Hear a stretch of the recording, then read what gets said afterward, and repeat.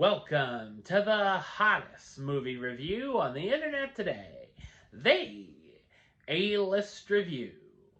I'm your host, the Game Changer, Wes Troop, and it's time to go back to the couch, because this is a film that is streaming on Netflix. It is a spin-off to the successful 2018 horror film Bird Box. And will this make you want to close your eyes in a good way or a bad way? My review of the 2023 horror thriller Bird Box Barcelona, coming up now.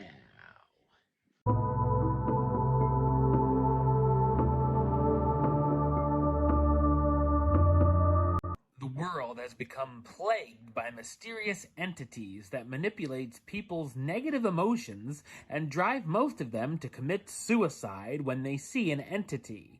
There are, however, people known as seers who are unaffected by the beings.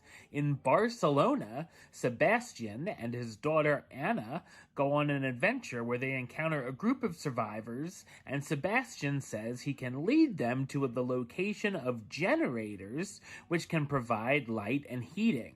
Some survivors soon share knowledge of a safe refuge where people have learned how to survive that can be reached by a gondola, and the group hopes this place exists and go off to find it.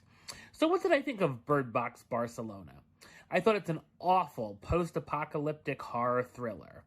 It's directed by David and Alex Pastor, best known for directing films such as Carriers, The Last Days, and The Occupant. The film is a spin-off sequel to Bird Box, which of course had a lot of hype when it was released back in 2018, and I thought it was fine. This spin-off is set during the same time period as the original, and is basically a repeat of the first film, just done worse. The story reminded me of M. Night Shyamalan's The Happening, which is certainly an odd film to draw inspiration from, seeing all of these people unliving themselves in different ways. The fact The Happening did it better and in more interesting ways tells you everything you have to know. The special effects look cheap when these invisible entities are near, with leaves ruffling and starting to go up in the air, or a laughable moment where the audience sees through the vision of this entity. There's nothing scary here, as it tries going a more action-oriented route, but is void of any thrills. The story is boring and predictable, with some lame twists thrown in during the first 10 minutes, as we see there's other things at play other than the entities. The dialogue is also very bland. The film utilizes flashbacks often as well, showing us when this whole situation began in a subway, which is probably the best scene in the film, and we also see Sebastian had a wife and how other things came to be. It's also hard to get behind the characters as they have very little development, are cookie-cutter thin, and the supporting characters are really left with nothing to do.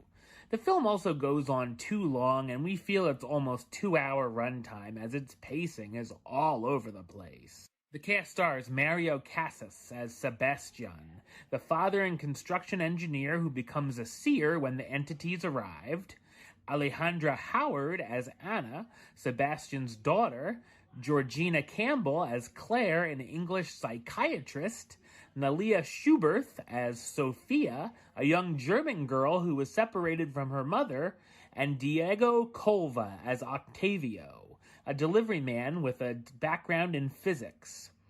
Bird Box Barcelona is an unnecessary and sometimes cringe-worthy spin-off that teases more, but hopefully stops here.